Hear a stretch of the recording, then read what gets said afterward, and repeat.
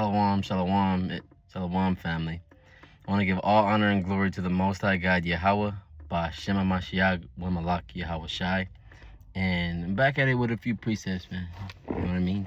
And I want to come over here and I want to, exhort brothers to continue in this fight.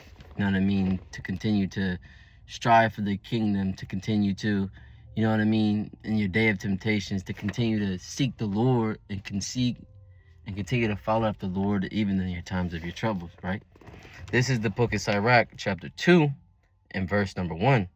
It says, "My son, if thou come to serve the Lord, prepare thy soul for temptation," right? So when you're coming to serve the Lord, you got to prepare yourself that these trials of the world are going to be there, man. You got to prepare yourself that you're going to get tempted with lust. You got to prepare yourself that you're going to be tempted with weed smoke. You're going to be tempted with the things that you once set in a high regard in the world, man. You got to prepare yourself for that temptation. It says, "Set thy heart aright," right? "And constantly endure." So that means you got to put your mind in order, man.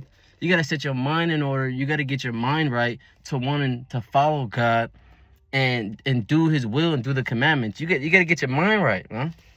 It says, "And make not haste in the time of trouble," man. And you cannot make haste in the time of trouble, man. That's when the Lord is going to give you an increase. That is when the Lord is going to show you something, or he's going to humble you to show you something else. You know what I mean? It says, "Cleave unto him and depart not away, that thou may be increased in thy last end." And that's what we're looking for, man. We're looking for the increase. We're looking for a righteous increase in the Lord, man, from the things that we suffer in the world pertaining to serving the Most High and wanting to do his commandments, man, and serving all day. You know what I mean?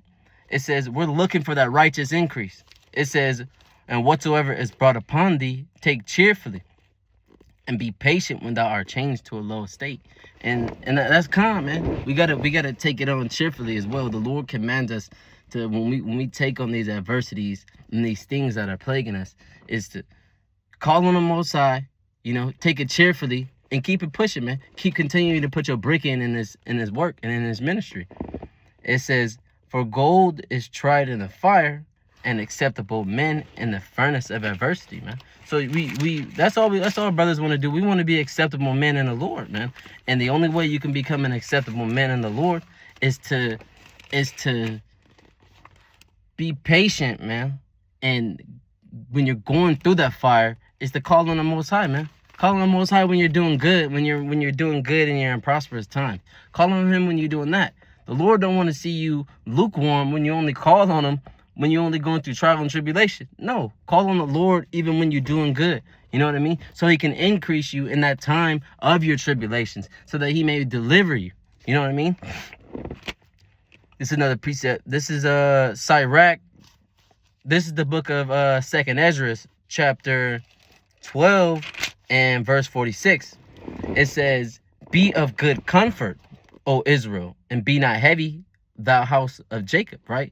We got to remember, man, we are Yasharallah, man.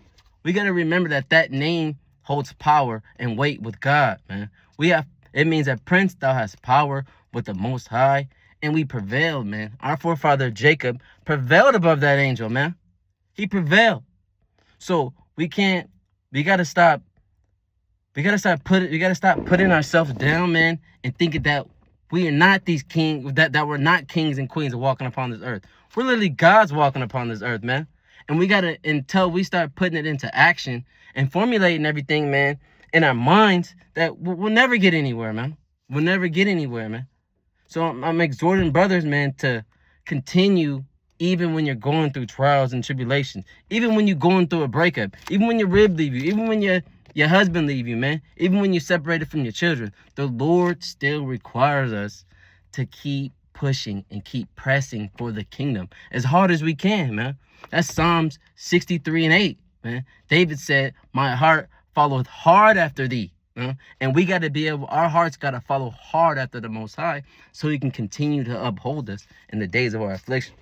It says, for the highest hath in remembrance For the highest hath you in remembrance, and the mighty hath not forgotten you in temptation, right? So the Lord is never going to forgive us in the days of our temptation, man.